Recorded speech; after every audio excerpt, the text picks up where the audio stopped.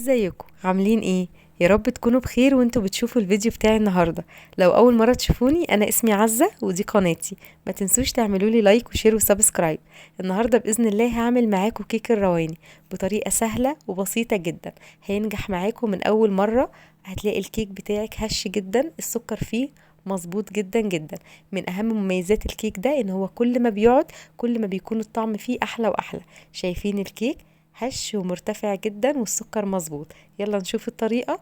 اول حاجة في حلة على النار هنزل بكوباية ونص من السكر، عليهم كوباية ونص من المية يغلوا لمدة 5 دقايق. هنزل بعصرة نص ليمونة.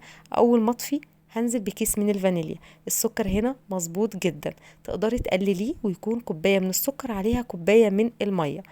وبعد كده هبدأ في خليط الكيك. انا بدأت بالشربات لان لازم الكيك يكون سخن انزل عليه بشربات بارد. بعد كده ببدأ في الكيك بتاعي. جبت بولة حطيت فيها 3 بيضات، عليهم كيس من الفانيليا ومعلقة صغيرة من الخل. عايزة اقول لكم ان مع المعلقة الصغيرة بتاعة الخل ما بتخليش فيه اي زفارة نهائيا، مش هتحسي بطعم البيض خالص. وبعدين هنزل بكوباية من السكر، هدوب كويس جدا لحد ما حبيبات السكر عندي تختفي تماما.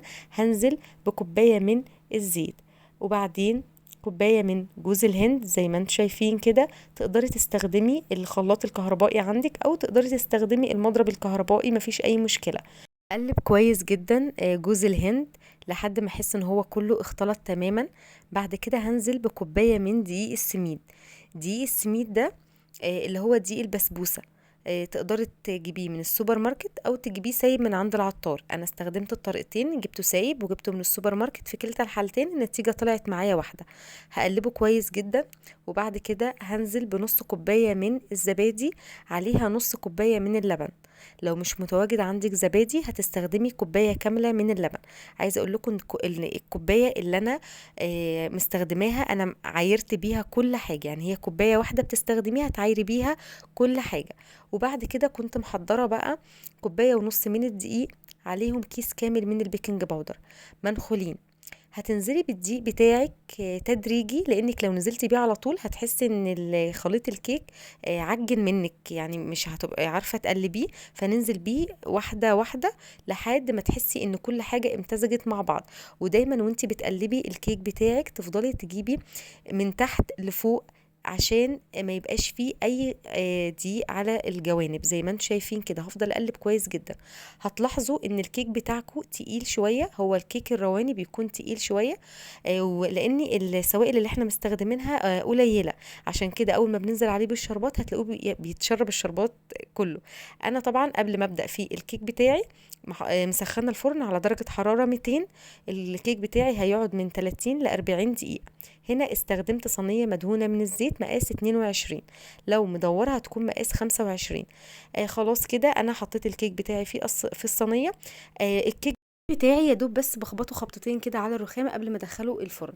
دلوقتي الكيكه بتاعتي اخدت بالظبط 35 دقيقه، ما احتجتش ان انا اشغل الشوايه، والكيكه احمرت من فوق ومن تحت لوحدها. اول ما الكيك بتاعي خرج سبته يرتاح بس 10 دقايق، وبعد كده نزلت عليه بالشربات.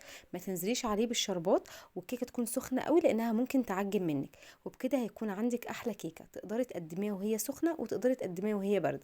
بس بصراحه وهي بارده بيكون طعمها احلى كتير، وبتطلع معاكي الخرطه بخرطتها من غير ما تبقى مفتفته او اي حاجه. انا هنا زينتها بجوز الهند.